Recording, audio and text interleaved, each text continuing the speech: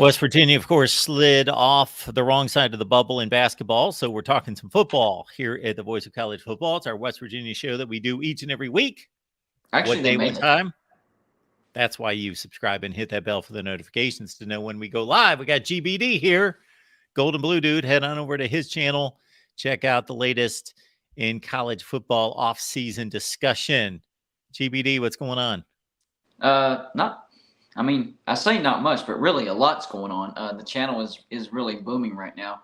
But I wanted to address the bubble thing with West Virginia. They actually did make the NCAA tournament, and the cool thing about it is we ended up in an 8-9 matchup against Maryland. Maryland is a border rival. We have personal issues with Maryland because they're one of the main reasons why we never got to the ACC. So that could be an interesting first-round game for the Big Dance. I completely blanked on that. I just did a live stream, went through all the matchups. Not that I'm following basketball or breaking down any kind of basketball matchups. I was doing it more from the standpoint of if people wanted to call in or write in or fill up the chat with basketball talk, great.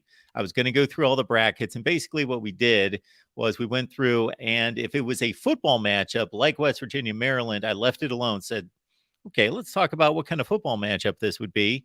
And if it wasn't a football school, then we replaced it with the closest football school that was not in the NCAA tournament, and came up with a lot of interesting matchups. Like we had Virginia and Clemson. We had South Carolina and San Diego State. We had Baylor and Fresno State, Arizona and Rutgers, Purdue and LSU, Duke and Tulsa, Kentucky and Boston College, Kansas State and Wyoming, Wisconsin and UMass, UCLA and Appalachian State, Army and UConn, Washington State, New Mexico State, Cal and Virginia Tech, Navy and Kansas, Syracuse and Texas, Cincinnati, Georgia Tech. Here's my favorite: Minnesota and Miami, and Houston and Western Kentucky. Even so I was just I totally blanked at the start of the show here because I just went through that. West Virginia, Maryland, of course, yes. You know what I was thinking too? I caught the last couple minutes of their game against Kansas the other day that knocked them out of the Big 12 tournament. For some reason, I was thinking them out of the tournament, but they had our number. But when do they play? If the playoffs got to that point to where we're having a live show talking about the brackets, a 64-team bracket for college football playoffs, that'd be insane, wouldn't it? That would be insane. It'd be good for us. Oh, man, that would be excellent. Everybody's in it, but unfortunately can't put those boys through that kind of grind. No, it's completely different. That would be a little bit much. All right, well, Chris and I were talking before the show, and this is a lot of talk as we get prepared for spring practice in Morgantown in recent weeks. A lot of talk out there on social media about Neil Brown's hot seat status. So he's got another 12-game season ahead of him. And how many does he have to win to get there? Is he going to be kept around? Of course, Chris and I got a chance to talk to Ren Baker a couple months ago. Check out that video. It's on the West Virginia channel. Ren Baker talking to us, West Virginia athletic director. So that was an interesting conversation. And we in a nice way, kind of sized it up for Mr. Baker in regards to how do you evaluate the coaches? You know, what do they need to show you to keep their jobs? But what are the numbers that are out there in the Mountaineer community and for you in particular, GBD, for Neil Brown this year? Well, I'm hearing the first 4 games will decide whether he can last through the rest of the season. And this is what I'm about to say is my opinion. I don't know how the administration is thinking or anything like that. But the way I'm thinking is we're going to lose to Penn State. I've already accepted that. That's fine. And we'll beat Duquesne. They're FCS. But this is my opinion. If we lose to Pitt at home, that's it. He's done. That's it. That is a must-win game. Last year, it wasn't necessarily must-win, but it was a big game. It was a big game. Pitt, we knew they were a decent team. We thought we were a decent team. We did hang in there with them. We had the lead for actually the majority of the game, and then that stupid 4th and inches decision or lack thereof happened, and Pitt came back and scored 14 unanswered points and beat us by a touchdown. So, I know that's an easy target. Circle the Pitt game, because that's our rivalry. But it really is, to me, that is the game that will decide if he stays in Morgantown or not. Because if we lose to Penn State and Pitt, I don't think we beat Texas Tech, because I think Texas Tech is a better team than Pitt. I think we go on the road and lose to TCU, and then probably go on the road and lose to Houston. So that's why, in my opinion, I think the Pitt game is the game that will decide if he makes it or not. Now, if he wins that game, then it doesn't buy him the rest of the season, but it buys him some time. So that's the game that either, all right, he's done. If it's 4 games, he lasts 5 games, I don't know, but he's done. But if he wins, all right, he's got a little bit more time. That doesn't mean, beat Pitt and his job is safe for the rest of the year. Not at all. It buys him more time.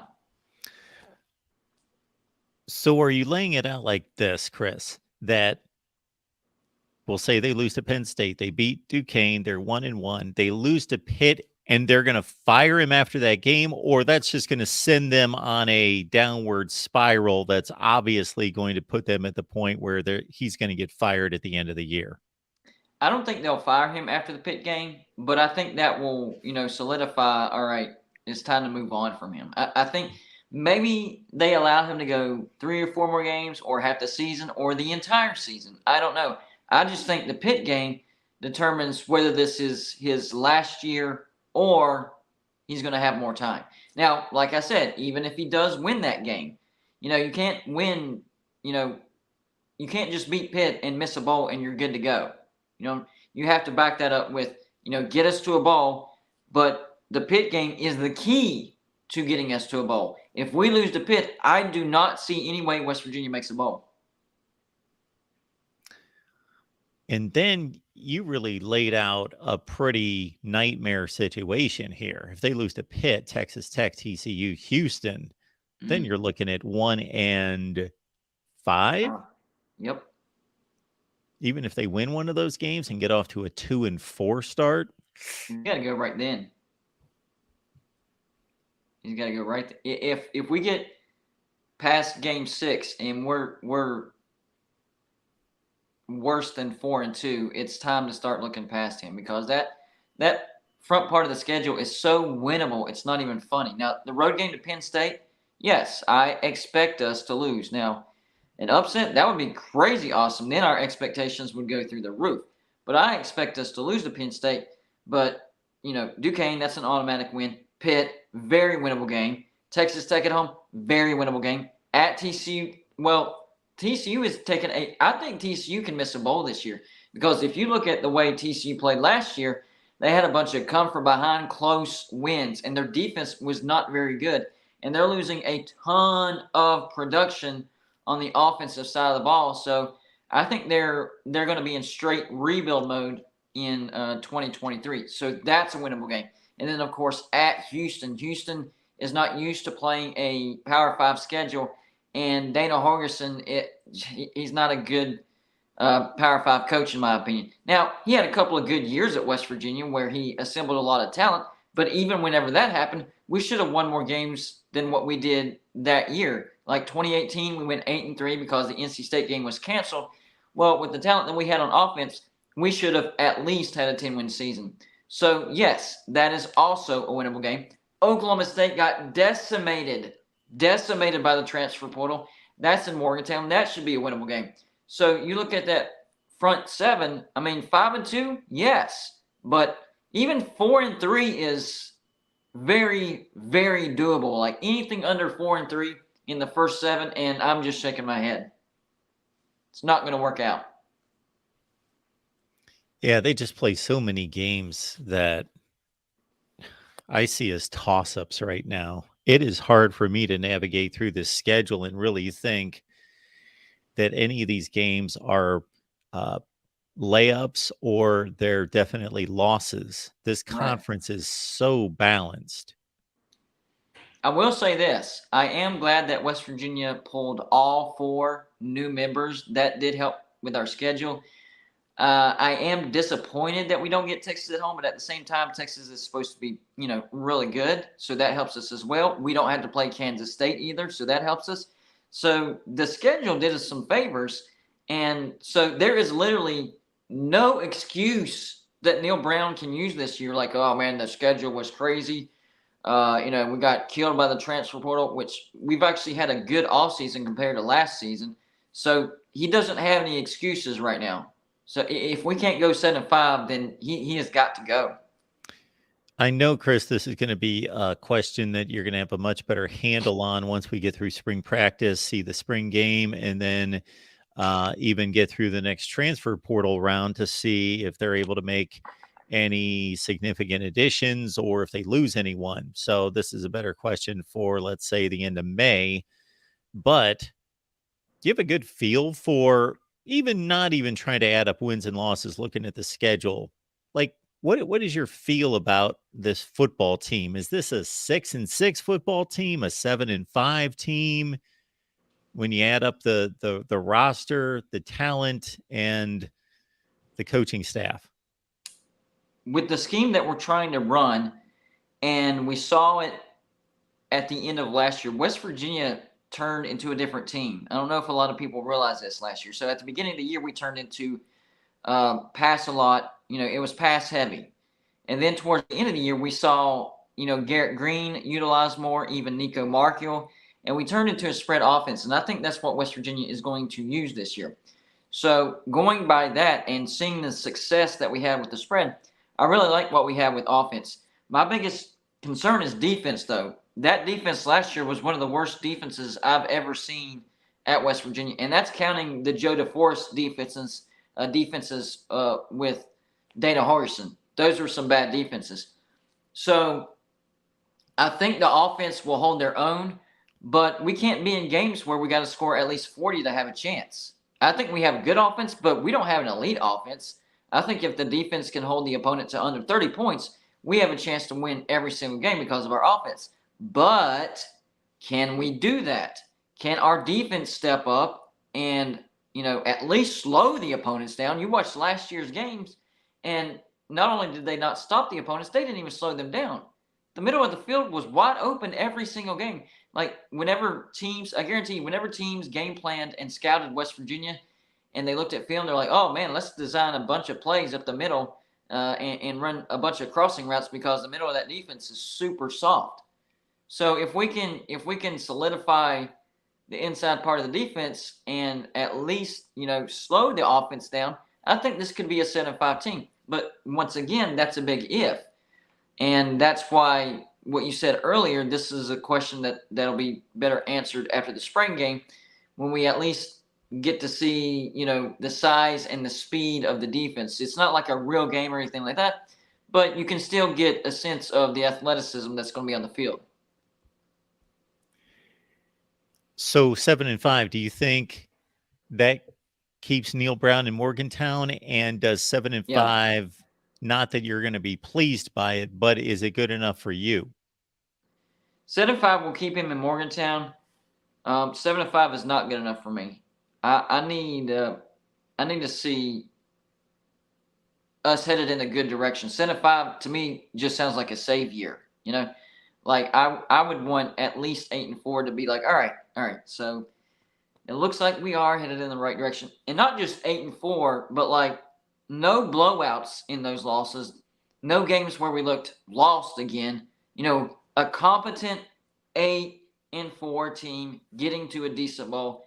That's what I would be okay with. And I know that sounds a little high as far as setting the bar, but we're going on year 5? I mean, why is 8-4 such a high bar if we're going into year 5? And last year we had the same exact record as his first year, 5-7.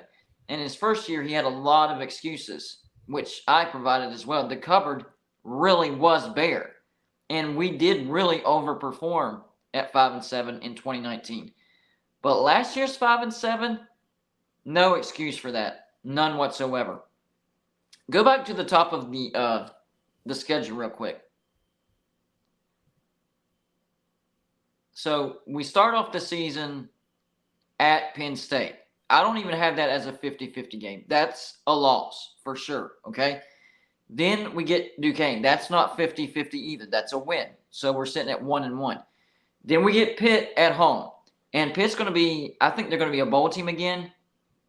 And it's not going to be on the road. So that is a 50-50 game that I'm swaying towards West Virginia simply because it's a home game. So that puts us at, now this is not a prediction or anything like that. This is the type of season that needs to happen for Neil Brown to keep his job. Does that make sense? Yeah.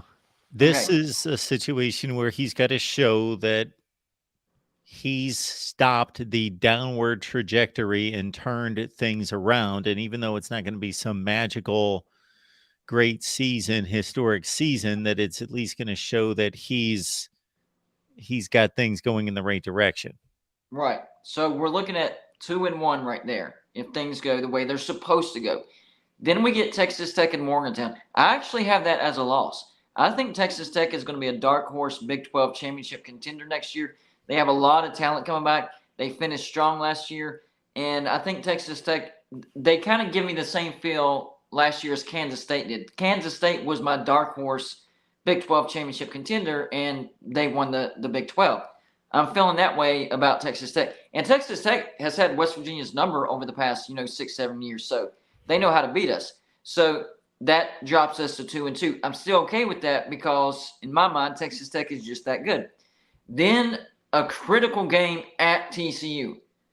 That's a very winnable game. And if he wants to keep his job, he has to win that game. West Virginia will be good enough, and TCU will be taking a big enough step backwards to where that should be a win.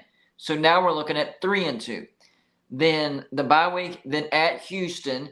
This is a solid, established Power 5 team in West Virginia going up against a newcomer Power 5, Houston Cougars, who, even though they're making the jump to the Power 5, they're not doing it because of their football credentials, because they haven't been great in football. They've had a good year here and there, but overall they haven't been, like blow your head, blow your mind like Boise State. I would be a lot more nervous if this was a road game to Boise State. So that also should be a win if you're looking at talent versus talent. I think West Virginia definitely has more talent than Houston. So right there, we're looking at what? 1, 2, 3, 4, and 2. Let's keep going. So that's 4-2 if we do what we're supposed to do. All right, then we get Oklahoma State at home. Now, that's a game that we have to win. I mean, that's not only a winnable game, we definitely should win that game. Oklahoma State got absolutely decimated by the transfer portal. And even when they had the athletes that they lost, we beat them last year in Stillwater to end the regular season. So that definitely should be a win. So now we're looking at what, 5-2? So these next two games, I would say split. I'm going to say at UCF is going to be a loss. UCF is going to be super jacked up. I think UCF has a lot more talent than Houston. They have a coach that knows how to win in Power 5. He never had one losing season over there at Auburn. Gus Malzahn, I think he's a good enough coach to beat West Virginia, probably convincingly in the bounce house. So, that's going to be a loss. So that's 5-3. Then we get BYU at home. I think that's a win. I think West Virginia, well, if things go the way they're supposed to go, West Virginia has more talent right now on offense, especially. Defense, BYU has the better defense. No doubt about that. But it is in Morgantown. That's a super, super long trip for BYU. So home field advantage should be enough to beat BYU. So that has us at, what, 6-3, right? Then at Oklahoma State, I'm chalking that up to a loss. We're just – I don't ever see West Virginia – going on the road to beat Oklahoma, unless we have like a national championship contender team. Oklahoma is going to be much, much better, but that is a loss. So now we're looking at what? 6-4? 4. Yep. 6-4. Okay. Cincinnati home. Not only should that be a win, that should be an easy win. Cincinnati is losing a lot. not just from their team perspective, but they lost their head coach. That's going to hurt. And once again, this is an established Power 5 program in West Virginia going up against a newcomer at home. And maybe these two teams are trying to establish a rivalry. I don't think it's there yet. I really don't. I think we're a good at least decade away from this at least turning into a rivalry. So that should definitely be a solid win. So that's 7-4 right there. And then on the road to Baylor, I think Baylor's going to be much better this year. I think this is a bounce back year. And I think they're going to remember last year, Baylor should have won that game, but the bounces of the ball went West Virginia's way. I mean, I think they're cursed in Morgantown. They've never won in Morgantown. Baylor had the better team, but for whatever reason, things didn't fall their way. I think that's a loss. So that puts us at 7-5. And to me, if you look at their schedule, I don't think that's asking too much.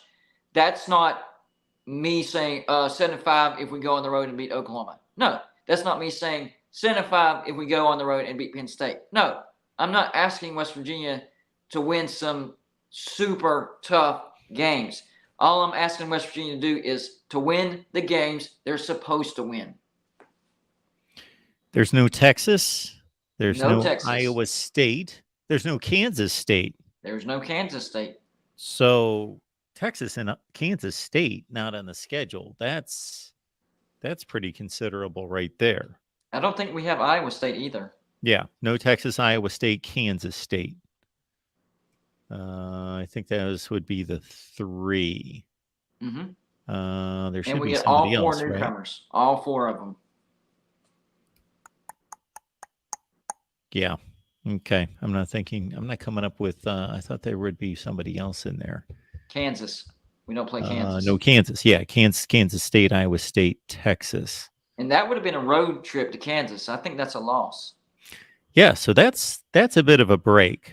Yep. Texas, Kansas State out of the way. Yeah. No doubt about that. Jordan Leslie, still the defensive coordinator. We got a question just about Jordan Leslie, whether you think he's doing a good job. Nope. I'm not even going to explain that. He's doing a terrible job. Yeah, that should have never been promoted. Obvious. That was a buddy type of decision. Tony Gibson should have been our defensive coordinator. Terrible decision by Neil Brown. And then we've got Super Chat coming in. We appreciate that from Midnight Magic Musings. Do you still want Neil Brown in Morgantown? Last year was my last year that I wanted him in Morgantown, and he let me down. I do not want him in Morgantown anymore. So he's going to have to prove it big this year to turn your mind, change your mind. 9-3 changes your mind. I think 8-4 would change my mind. 8-4, okay. Yeah, I think 8-4 would do it. 8-4 and competitive in the losses. Right, exactly. We have to see our program building, not just get a few lucky breaks. All right, folks, leave the comments and questions here, talking West Virginia football as we do each and every week. So, again, we left the link in the live chat. Please subscribe to the West Virginia channel. We want to get to 1,000 subs. You can help us do that. We're around 860, something in that range. We need about 140. You can help us. Whether you're watching right now or you're watching the record, get on over there. We left it in the chat. It's easy to find. All right. The latest on the expansion talks. Well, so I'm going to throw a few things at you. Obviously, there's a situation in the Big Ten where Kevin Warren's stepping down, going to the NFL Chicago Bears. The Big Ten's probably not going to do anything until they get him switched out, get him replaced, and that's going to be sometime in April at the earliest. Baylor's athletic director came out a few days ago and made a statement to basically say, hey, we're not the bad guys here. We're not running to the Pac-12 to try to grab teams. But if we're doing our jobs and those schools want to leave their conference, then we would be stupid and we wouldn't be doing our jobs and protecting our conference if we weren't saying, hey, we're willing to talk and we're going to welcome you with open arms. Yeah, I don't understand why in this particular conference realignment. Brett Yormark and the Big 12 is all of a sudden the bad guys. It wasn't like that whenever Greg Sankey got Texas A&M and Missouri out of the Big 12 and then doubled down and got Texas and Oklahoma. It wasn't like that when Kevin Warren got Nebraska out of the Big 12 and then the Pac-12 got Colorado. But then whenever the tables are turned and the Big 12 is looking at another conference, then the Big 12 is all of a sudden a bad guy. And this whole situation, people getting personal, acting like kids. I mean, it's gotten crazy over at my channel, man. I mean, it's hit the fan is the best way I can put it. And it wasn't like that with Oklahoma and Texas going to the SEC. It wasn't like that with USC and UCLA going to the Big Ten. But for whatever reason, it is definitely like that with all these rumors about the Big 12 talking to the Pac-12 teams.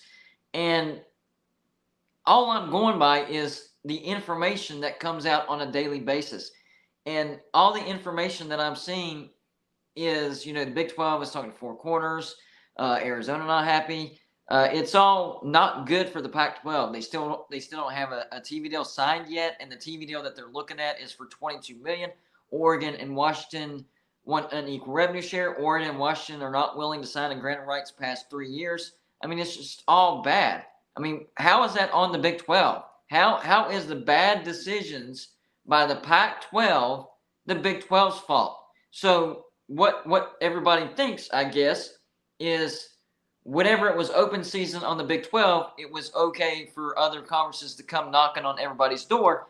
But whenever the Pac-12 is limping around, it's not okay for the Big 12 to talk to teams out of the Pac-12. I don't understand that. And honestly, with all this negativity around the Pac-12, you would think that if they did have a signed TV deal or a signed grant of rights, or they are expanding anything positive, they would be releasing that information because they need to counter what is being said if there is some good news. So every day that goes by without any good news released from the Pac-12 tells me they're still trying to figure things out. Otherwise, common sense tells you they would put something out as soon as possible if something good was to be said. You would think that the first domino that's going to fall would be them signing a media rights deal, and then that either proving to the 4 corners, okay, this is a decent deal, and even though it's not as much money as we would make in football in the Big 12, if you add everything else up regarding the commitments we have to the Pac-12, the academic status we have here, the travel, all the other things, okay, we're going to stay here. Or the media deal gets cut and the 4 corners say, that's not good enough for us. That is not going to cut it. That's not going to keep us competitive. See ya. We're gone. But right. I got to think that Pac-12 deal, whenever it comes, and like you, I think every day that goes, it is not a good look. Right. Because every other conference was able to get a really good deal to different degrees, of course, but a really good deal. And the Pac-12 is just kind of dangling out there, and they've allowed the other conferences to snag all the prime territory, all the prime TV spots on Saturday with nothing left except maybe a late night spot that they could possibly get. Well, to your point, think about this. So Fox and ESPN are the major TV partners with both the Big 12 and the Pac-12. Or not the Pac-12, but the Big 10, excuse me. Big 12, Big 10 has Fox and ESPN. And a lot of people's argument is, well, ESPN still wants that Pac-12 after dark. No, you worded that wrong. ESPN wants content for that time slot, whether it's the Pac-12 after dark or something else after dark that's going to draw in eyeballs. It doesn't matter. They need content for that time slot. So if they can get teams out of the Pac-12 at a discount price instead of having to sign a TV deal with the conference, in other words, Fox and ESPN, want Oregon and Washington from the Pac-12, even if it's a reduced revenue share. And that's not unprecedented. They did the same thing with Nebraska, Rutgers, and Maryland. All 3 of those signed at a reduced revenue share. And just recently, those teams are getting full revenue share. So that's not unprecedented for the Big Ten to want to do that. And to your point, that's exactly what I'm hearing as far as the Big Ten waiting until they have a new commissioner before they make a move. And that doesn't mean that Kevin Warren was holding them back. It just means they want to have that step done and over with, and then they want to talk to Oregon and Washington. And I expect those talks to happen, and I expect Oregon and Washington to say, yes, Pac-12's dying. We want to go to the Big Ten. Guess what? There's some more content for that after dark situation. Same with the Big 12 grabbing four corners, Oregon State, Washington State from the Pac-12. Just because you're taking teams out of the Pac-12 doesn't mean you're eliminating the content from that time slot. Now, is it going to be Pac-12 after dark? Probably not. But you're going to have matchups like BYU versus Utah. I mean, I think that would draw in some eyeballs for ESPN and Fox for that matter. What about Arizona and Texas Tech? Battle of the Desert. That's interesting to me. Maybe it's not the best matchup ever, but there are matchups. I mean, is it any worse than what, Cal, Oregon State? Matchups like that? Because the Pac-12 can only offer so many good matchups right now. And, you know, if you kind of split it apart, give Oregon and Washington to the Big Ten, and then the four corners to the Big 12, then you actually have potentially even better matchups. I mean, you could have Oregon and Ohio. I mean, that would be rough travel for Ohio State. But think about Oregon and Ohio State after dark at Oregon. That would be a tremendous draw for that Pac-12 after dark time slot. Yeah, the travel circumstances is going to have to be something that these conferences are obviously dealing with, more so in the other sports than in football. It's pretty well understood that Ohio State canceled a home and home with Washington because of not wanting to take a second or a third trip to the West Coast in a particular season. But if Washington and Oregon go to the Big Ten, you know, maybe it turns into, depending on who else they get out there, maybe the Big Ten also goes for Cal and Stanford, and they've got a 16 pod out there or a 14 pod out there if they choose to go to pods, and then you've got limited amounts of trips back and forth between these schools in terms of pods, and you keep them not isolated out there, but you know, you limit the travel by having a 4-team or a 16 pod out there. And in terms of the Big 12. You know, I don't know what the math is on how much they could possibly increase their TV deal per school. I'm guessing that it's not going to increase, and maybe it might slightly decrease, and I'm not talking about adding Washington and Oregon. They would be great value. But the four corner schools, if they get the four corner schools, I'm going to think that's the impact on the TV contract is going to be pretty much null and void, because those four schools are pretty much in that same Big 12 range of value. But what it's going to I do. don't think anybody's going to lose money, though. I think Yeah. it could stay, you know, 30, 31 and a half, you know, around that range. I don't think it's going to drop to, you know, under 30 million or anything like that. But I do agree with you. It's not going to, you know, bump it up, you know, any type of measurable way. But it does set up the Big 12 for the future. And so they'll be in a better position whenever they get to negotiate the new TV deal. I think all the decisions, all the steps that Brett Gormark is trying to make isn't necessarily trying to make the current TV deal better. It's trying to set up the Big 12 to where the next TV deal can be an even better TV deal. Because if the Big 12 can pick off these four corners from the Pac-12, and we're seeing the ACC, they're having issues as well. What if the ACC, you know, falls apart? I think out of all the choices, you know, there's going to be 4 teams that go to the Big Ten, 4 teams that go to the SEC. There's still some great choices even after those 8 teams. I think the choices that will still be on the board will be Syracuse, Louisville, and Pitt for sure. And Louisville was a top 4 viewership drawer in the ACC over the past 10 years. Syracuse, top 6, but they have the potential to be even higher because they have the largest fan base in the ACC. It's just football has been very, very bad. And then you bring in Pitt, and the rivalries will make, you know, Pitt valuable to the Big 12. It'll make West Virginia even more valuable. And if you bring them in with other teams from the ACC, then there's you more money right there. And it's just steps to set up the Big 12 in the future to get a better TV deal. That way they can be more competitive with the Big 10 and the Big 12, because they don't have some, long-term TV deal that they're locked into like the ACC and a terrible grant of rights. So they can make decisions like that to set themselves up for the next TV deal negotiation. Yeah. So to extend on my point, where I was headed with that is yes, I don't see at $31.6 million per team for the Big 12 currently that Arizona State, Utah, Colorado are going to bump that one way or the other. Right. They're all in the range of, you could liken a Utah brand to an Oklahoma State brand. They all have their like school and brand in the conference, and they're all going to be in that mid tier, maybe Utah in the higher tier in terms of actual football playing on the field. So they should be in that range and probably won't have any adjustments to the current contract. I was I agree. headed toward the, like you were saying, better setup for the next contract in that they hit more time zones for another thing. So they really can fill up the day, much like the Big Ten's doing, be able to fill up the day from noon Eastern time all the way through to the end of the day with the West Coast and that final time zone.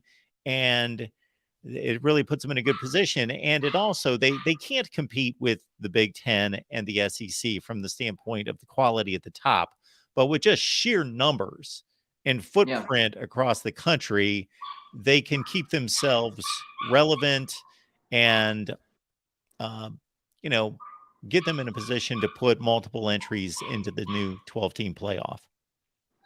Yeah. And, to that point, I would think, I know Washington State and Oregon State aren't the most glamorous brands out there, but if you want to lock down all four time zones, why not grab at least, at minimum, a Washington State? I think they're more valuable than people realize. Washington State has a top 25 fan base in size, and then there's the whole tradition where they fly Old Crimson at every ESPN game day, so there's a little bit of exposure for the Big 12 if they were a Big 12 member. So I know Arizona, the state of Arizona, doesn't have daylight savings time, so technically they're Pacific time zone in all the way up until November. But at the same time, I mean, having a footprint in the state of Washington, that's definitely not going to hurt, even if it's not the best brand in Washington. So if I'm the Big 12, yes, try to lock down the four corners, but at the same time, it wouldn't hurt to try to also get Washington and Oregon and get footprints in those states. And all this not to bump up the current TV deal, but to put yourself in a spot to where your next TV deal is going to be much, much better because you have a lot more leverage.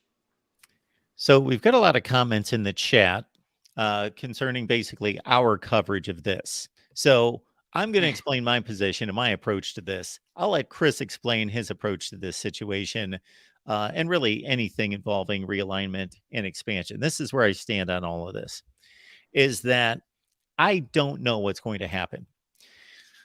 Do I make some Right. level of projections? Yes. I don't do it very often. What I do more or less than anything is say, if this happens, then this is how I would want that particular league. If the Big Ten goes out and does X, Y, and Z, this is how I would set up the league. I would set up these divisions or pods. I would set up the schedule this way. I would set up the championship format this way. This is what I would do. I also, you know, as I did in a recent video, said, look at all the things that are happening. We've got a Pac 12 deal that's in limbo. We have a Big 12 situation that looks like this. We have a Big 10 situation that looks like this. We have Florida State coming out with their athletic director challenging their board of trustees. So we know where they stand. Da, da, da, da. These are all the tea leaves. Do. Here's the checklist. Here are the bullet points. So it could go this way. It could go this way. It could go that way, or it could go this way. But these are the dominoes that are going to be falling in some order. My prediction would be that this domino would fall first and would affect this one. And therefore, I'm in the position of, I'm not an insider. I hear various insiders, and they prove to be right, and sometimes they prove to be wrong, because they are either valid or invalid, or credible or not credible. And even if they're credible, sometimes their scenarios and the information they get even falls apart and makes them look bad. But that doesn't mean they're not doing their job. So I just gather what's out there, and then I put together some kind of reasonable scenarios and projections, and then I deliver the way. Really, my fun in all of it is saying, if the Big Ten does this, this is how, if I was commissioner, I would go about it. Or putting myself in the Big 12. When the Big 12 lost Oklahoma and Texas, I produced a video within a few days, said, go get UCF, Cincinnati, BYU, and Houston. That's what I would do. Those types of content pieces is what I enjoy and major on. Well, I learned my lesson early in the conference realignment game.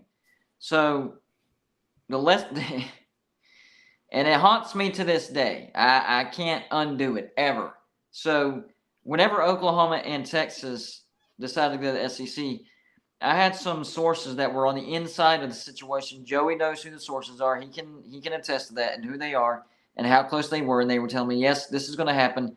And I'm like, all right, so I'm going to do a video on it and basically do a prediction. They're like, yes, you're going to look like a genius, blah, blah, blah. So it was, Notre Dame and West Virginia joining the ACC. And it was supposed to be within a month. Well, that month went by. Nothing happened. 2 months went by. Nothing happened. 6 months went by, and nothing happened. I'm like, oh my gosh, this is not going to happen. What I learned was nothing is a sure thing until it actually happens. So I don't do conference realignment predictions anymore. What I do is I look at what everybody's saying, and then I form my own opinion on it. I don't make predictions like this is what's going to happen. I'm looking at what I see, and I'm saying, hey, it looks like this could happen. I don't know if it will or not, but this could happen. So you have to separate, predictions with, what's likely, what's not likely, scenarios, speculation, and all that stuff. Because once you cross that line into prediction zone, that's when you're really putting yourself out there.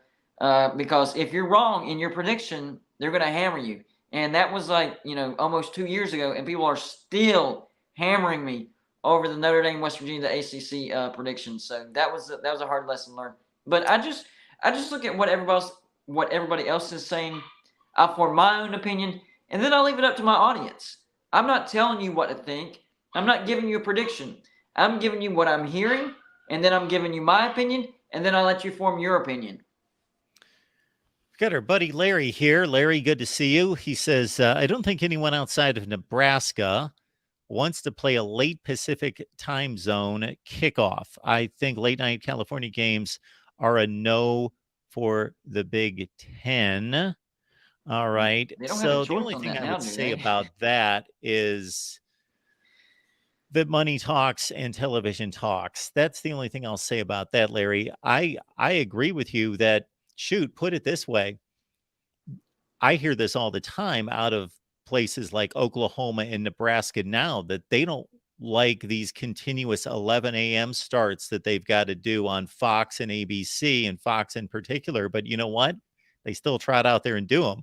Oklahoma's had, over the last couple of years, a ton of 11 a.m. local starts. They don't want them, but Fox says you're playing at 11 in the morning local time. You're playing at 11 in the morning local time. So I'm not saying, Larry, that those schools don't have some leverage or pushback to say, hey, this is what we want, and let's try to manipulate the schedule in such a way that we're not running out to the West Coast playing at 10:30 at night.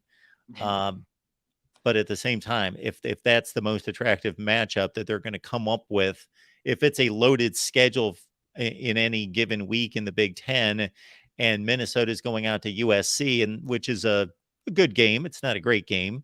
It's a good game. And that's the best place for it, because Ohio State and Penn State and Michigan and UCLA are playing in the afternoon, and that's the spot they want it. Then, hey, that's where it's going to be. Yeah, I can't wait to see a 10:30 Michigan at USC or a 10:30 Ohio State at USC because it's going to happen. Like you said, nobody wants to do that, but I don't now know that if that's USC going to and happen. UCLA are in the Big Ten, what you want and what's actually going to happen, two separate things. Well, I don't know if we're going to see that caliber of game at 10:30 at night. Ohio State and Well, USC or I think they Michigan will USC. because not all the time, not consistently, but I think we could see, every once in a while, that big of a game to fill that time slot. I think it's very possible.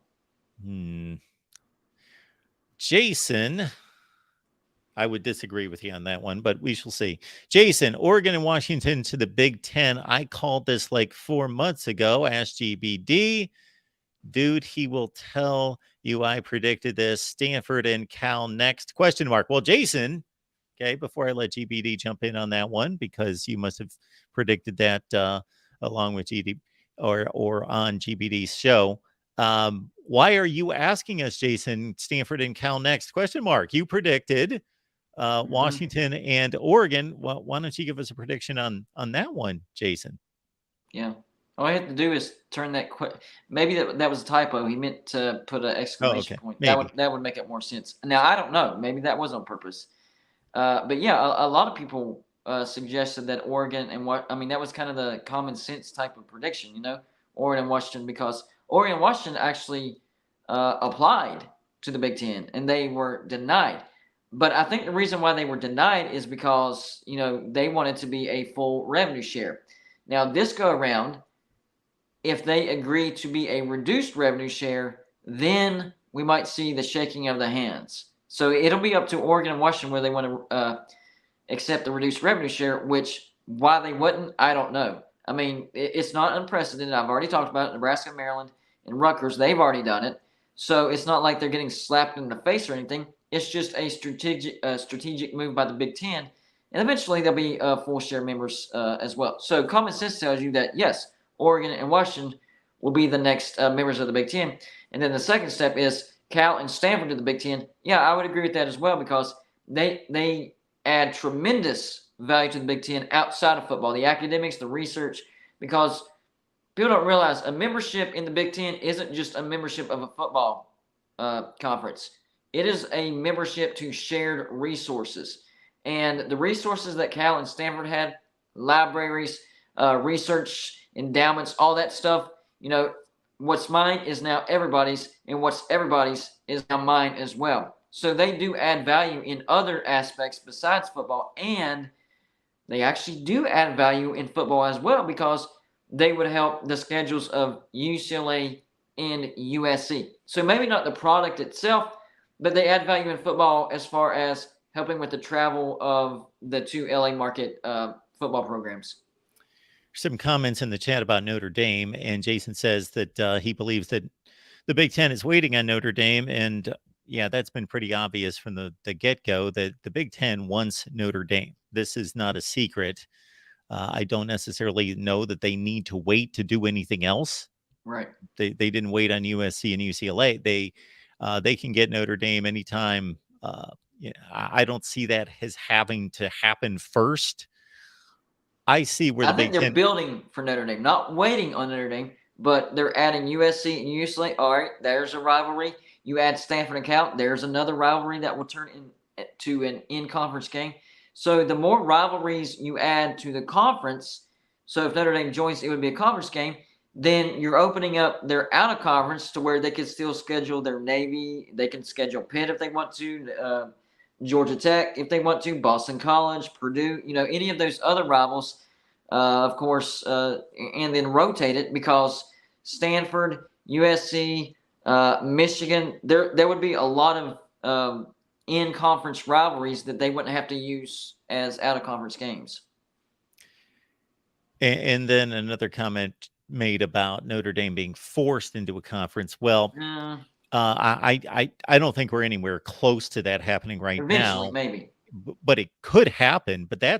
that's up to the conference commissioners to agree on, to get together and say, hey, we've got a sport here where we now have one BYU's even come into a conference now. So we've got one school left, and we can make some moves here to freeze them out or force their hand to get them into a conference. But I just, I'm not seeing where that cooperation's coming or that they even care. I don't know. I do. I'll slightly, not fully disagree with you, but slightly disagree with you on that. I think step one could be. I'm not saying it is, but could be what we saw with playoff expansion. So Sure. we're going to 12 teams, right? Top 6 conference champions, automatic bid. You win your conference, you're in. If you're in the Power 5, right? Top 4. So if you're one of the 4 best conference champions, you get a bye week. So number one, since Notre Dame is not in a conference, then they will never play for an automatic bid. Sure. Number two, if Notre Dame is not in a conference, then they will never play for a bye week. Now, I will say this: if Notre Dame goes 11-1, they're probably getting an automatic bid. Like that's fairly easy to say, but they are doing. They're not wanting the perks, I guess, of the automatic bid, which is it's okay. But the better thing is having a bye week. Now, the rebuttal from Notre Dame fans were, well, we don't have to play in a conference championship game. That's our bye week. That's true, and that's always existed. So you're not gaining anything by staying out of a conference and that being your bye week. That's always been. So it's still losing a bye week. You've never played, except for 2020 when they played Clemson in the ACC. And what happened? They didn't win the ACC, but they still got into the playoffs.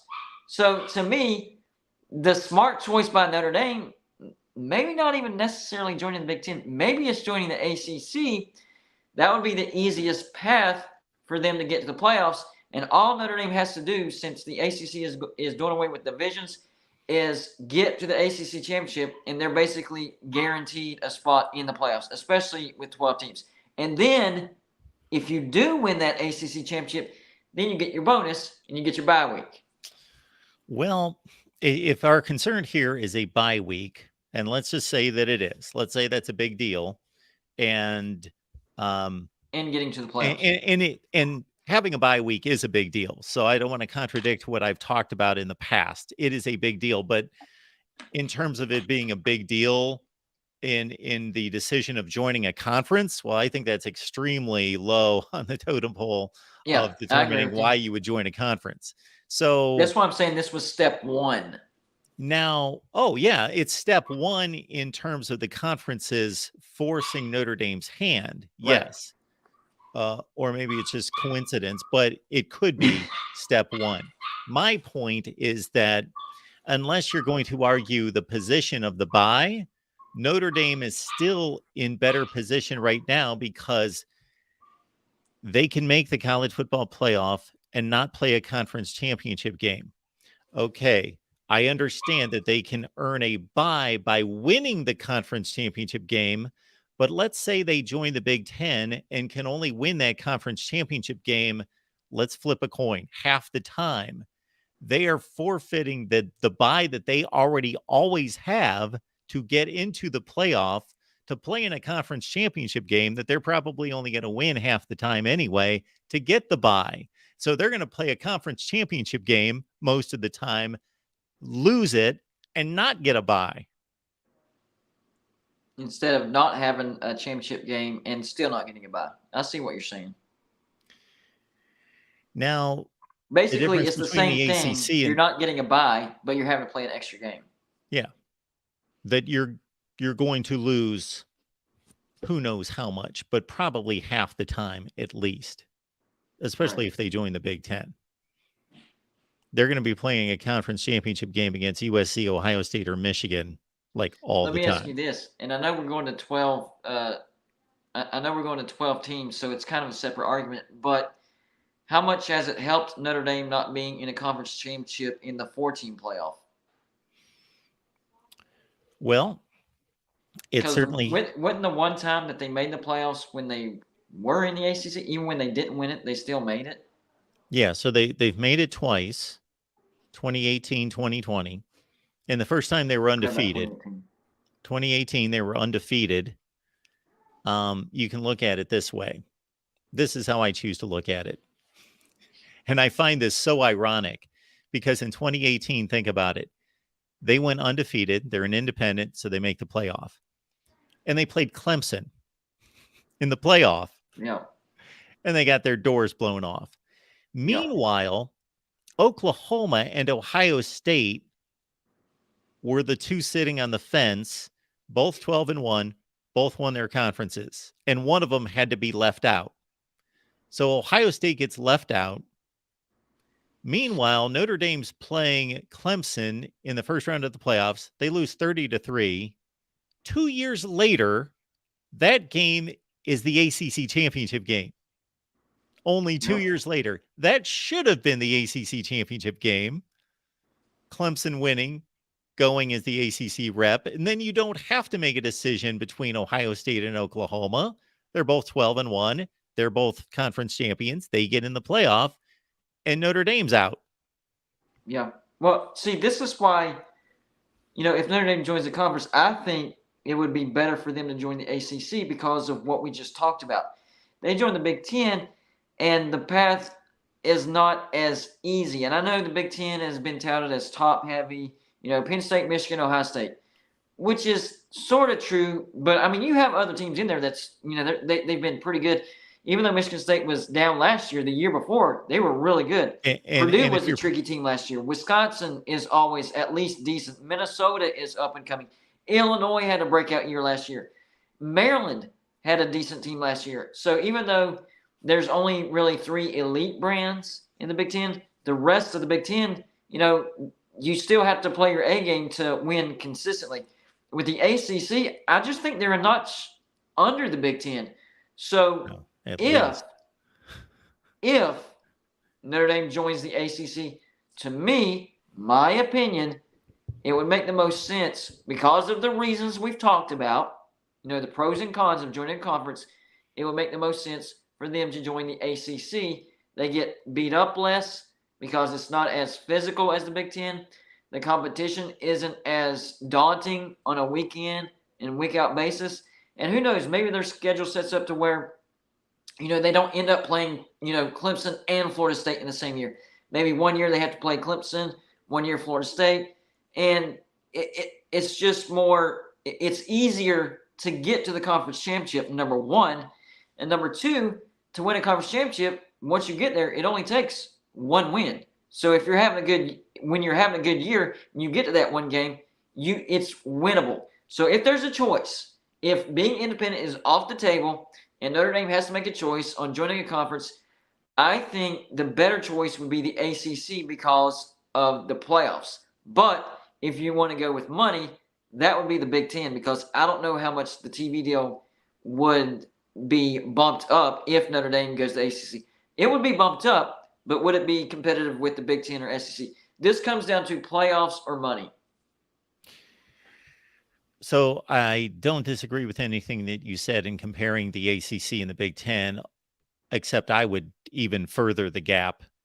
I think the Big Ten is substantially better than the ACC with USC and UCLA.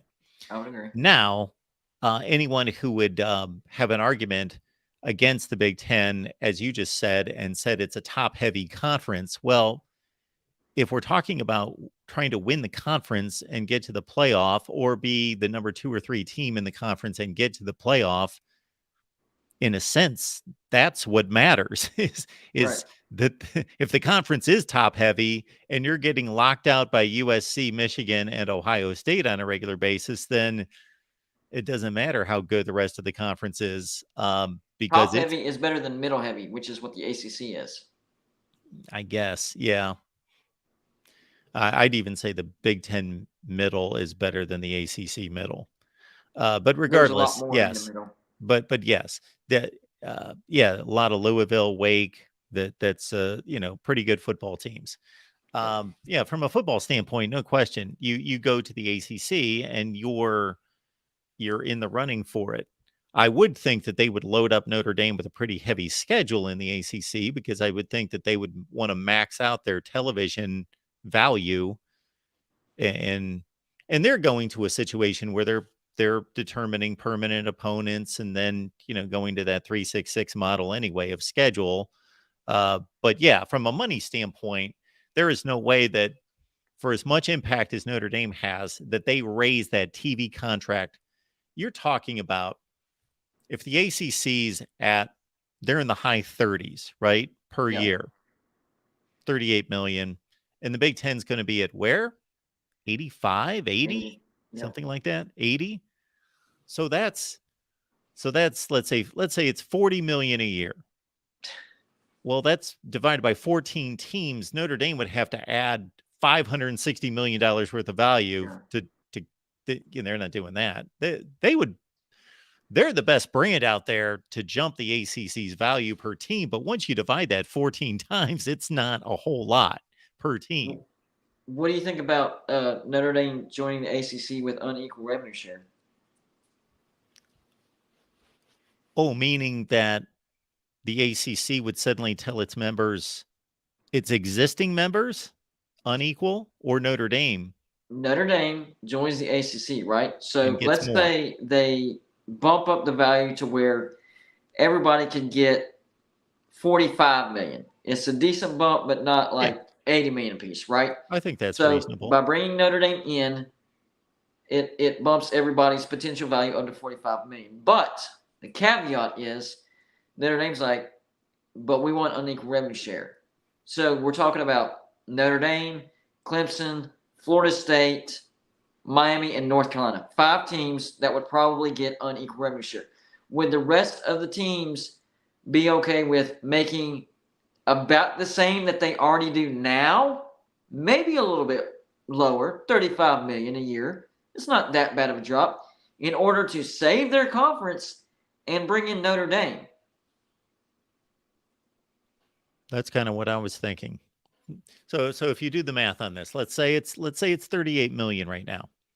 Yeah. And Notre Dame comes in, and let's say that the valuation is that they bring it to 45 per team. So that's 7 more per team times 14 is 98. So say 100 million. They're worth 100 million by themselves. If they say, yeah, we'll join the conference and we get 50, or in your model, Notre Dame and the other top 4 or top 5 get 45. Yeah. No, they would get more than that because the lowers would get less. Oh yeah, So, Notre Dame brought it to 45 per team. Right. Yeah, and I think those members of the conference that the Syracuse and Georgia Techs of the world are happy just to be able to make the same amount of money and continue to play football, or make $1 million less a year, or Right. $2 million, and stabilize their conference. Which Absolutely. would still be more than the Big 12. Yes, absolutely. Yeah. Or write in the incentive as well going forward with playoff revenue. We're going to divide it not by 14. We're going to divide it. The playoff team, that school keeps 75% of it because they're the ones that got there. And we divide the other 25% between the other 13 schools or whatever. That's fair. I like Something it. like that. Yeah, I think it's worth considering or at least thinking about because it's definitely possible, and Notre Dame would be avoiding a much tougher conference for a path to the playoffs. So you're choosing more money, not as much as the Big Ten, but more money than you're making right now with NBC. I think this new TV deal that, from what I'm hearing, NBC wants a deal with the NBA, which they haven't had in like 20 years, something like that. And a lot of people think that they're not going to have the money to give Notre Dame what they want. In other words, in the $60 to $80 million range. So if they can't do that, then the ACC, and what we just mentioned was kind of on the lower end. I mean, they could bump up the value upwards 50 million, and that still be reasonable. And then we're talking about unequal revenue share. The top 4 or 5 teams could be making 55 million, while the rest of the league, yeah, they're not making as much, but they're still not making bad money. I mean, 35, 36 million a year, that's not bad. CBS Sports reported that Notre Dame's targeting $75 million in media rights payout. Yep. They reported that last July, and whoever Front Office Sports has it estimated more like 60 million. So there you Well, go. think about this. If NBC can't give them the 75 million, what they could do is join the ACC, get their 50-55 from the ACC. NBC, they could get a contract with NBC, except, it's not going to be the 75. But to supplement, to get to that 75, yeah, they can get at least 25 million out of NBC for their home games. And I'm sure that the ACC would agree with that. And 25 is lowballing. I think NBC, even though they couldn't do the 75, I think they could easily give them 40 million, 45 million, something like that.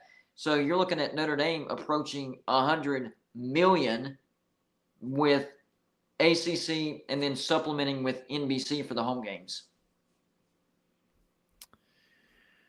Larry comes back with this. Larry's making some predictions here. So he says, I predict the Pac-12 gets 20 million from ESPN, 2 games a week, and Amazon 10 million for 2 games a week. So if I'm adding that correctly, Larry's 30. predicting a $30 million deal. Mm-mm. I don't know about that. Yeah. That seems a little high. What we're hearing is more in the 20 to 22 range Yeah. total, everything put They together. had their chance with 30 million, but then Yeah.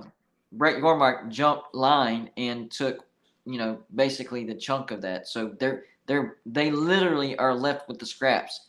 And ESPN has actually had to counter because of Disney firing employees and they can't afford as much. And the reoffer is 22 million. I've also heard 100 by Amazon, which is 10 million per year, and then 120 million by ESPN, which is another 12. Total 22. Have you heard this, that Amazon only wants 1 game per week? No, I haven't heard that they want 1 game, but I hear that they want the best game. So the best game and then, a couple other games. Okay.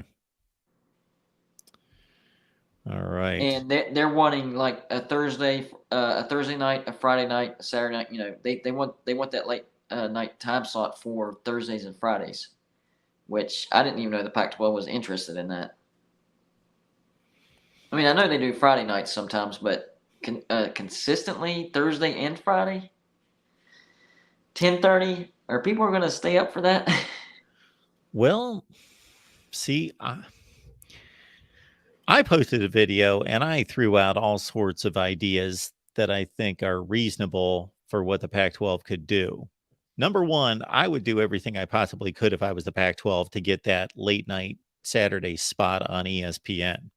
That'd be Right. the first thing I would do, is I would really want that late night spot on ESPN. Number two, I would go full throttle on a Friday.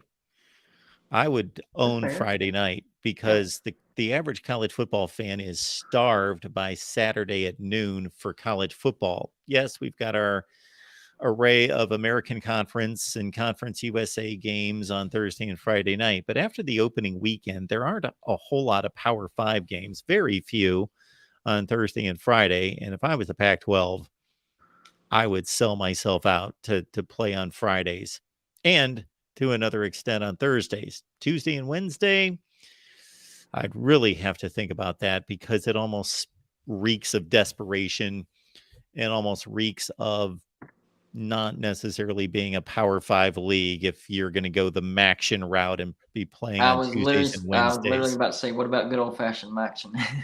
You just, not that it wouldn't be a good move to say, hey, people want to watch football on Tuesday night, they're going to watch the Pac-12 before they're going to watch the MAC, but it almost Hey, if you're reeks making of them make a desperation and choice, it that's a looks good point. clownish, and you don't look like a Power 5 league if you're just Well, willing I to will say play this: the whenever. Big East, whenever they did Thursday night games, they did well. So maybe Oh, they're yeah. trying to take a page out of the Big East and do Thursday night, which I can understand. That just try to stay away from Tuesday night, Monday, Tuesday, and Wednesday nights. Thursday and Friday, I can be okay with, and I can understand because that's basically the build up to Saturday.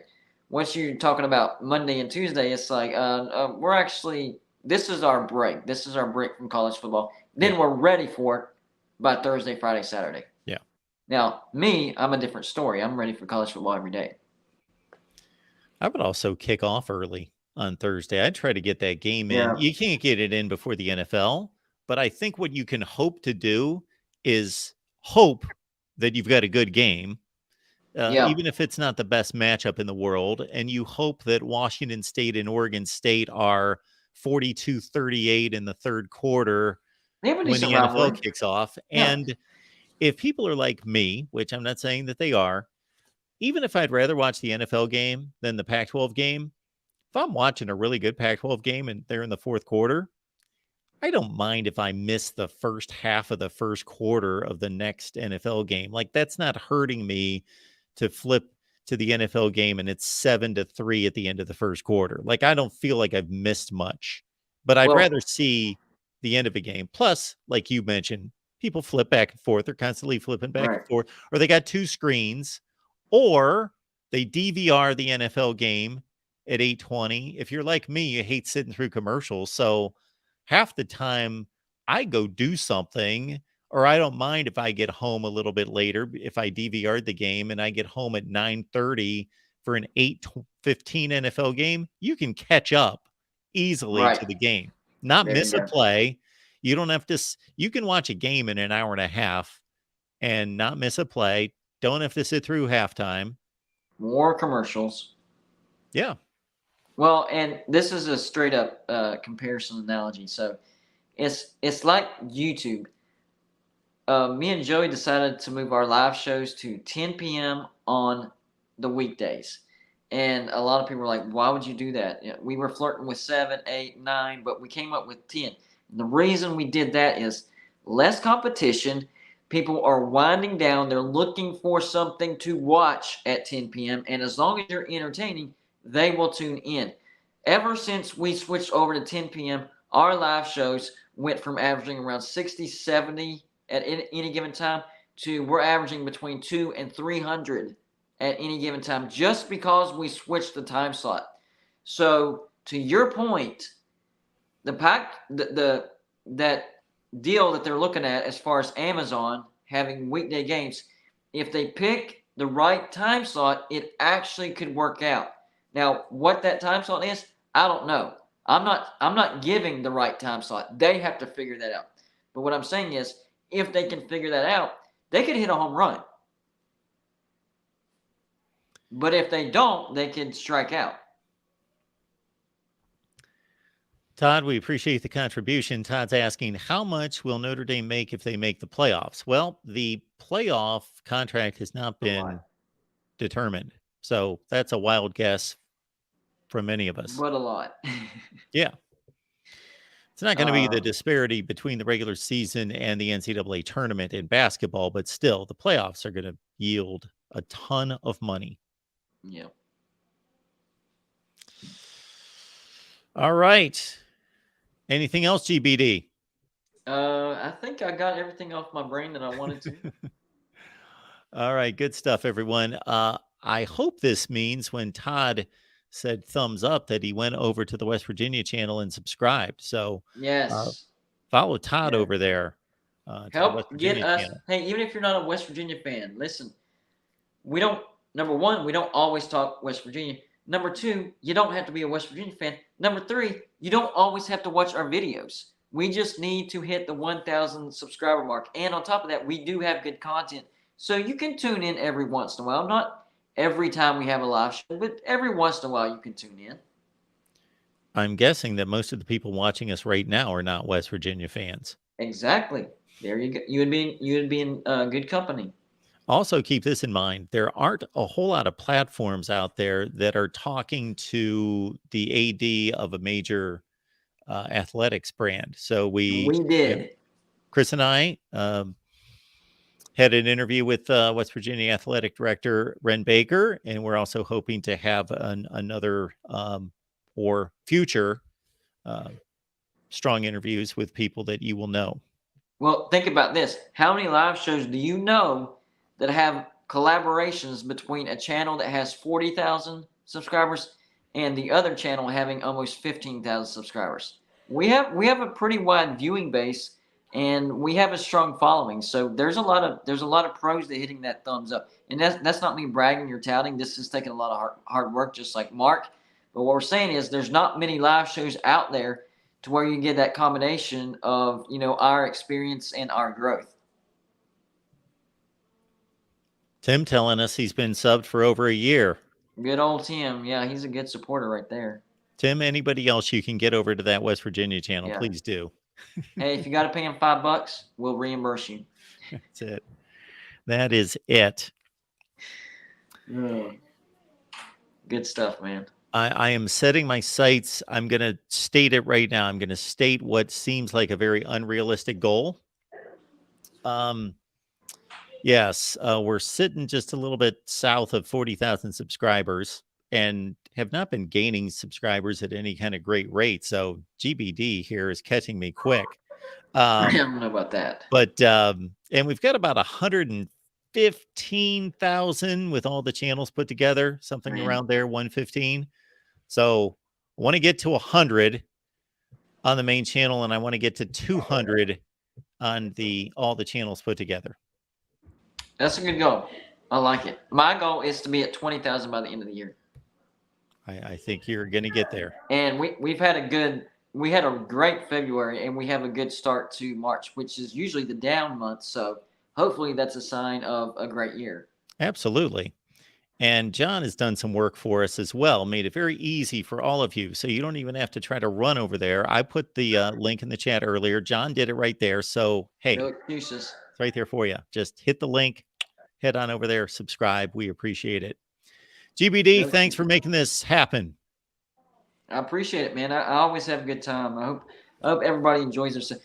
That's why I try to tell everybody, we're not proclaiming to be the biggest, baddest thing out there, but if we've entertained you for an hour and a half or whatever, then we've done our job. And if you like to be entertained and gain some knowledge from Mark, not from me, you're not gaining any knowledge from me, you're just gaining entertainment from me.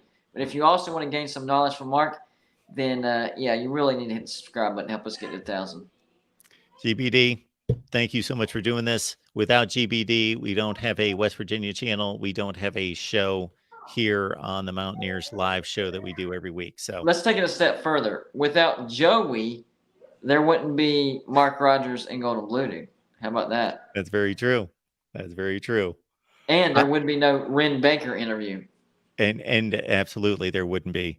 And so shout out to Joey, man. Your work does not go unnoticed. No, it does not. Joey's working hard every day for a lot of us. But some days hardly working. Not gonna lie, some days he's hardly working.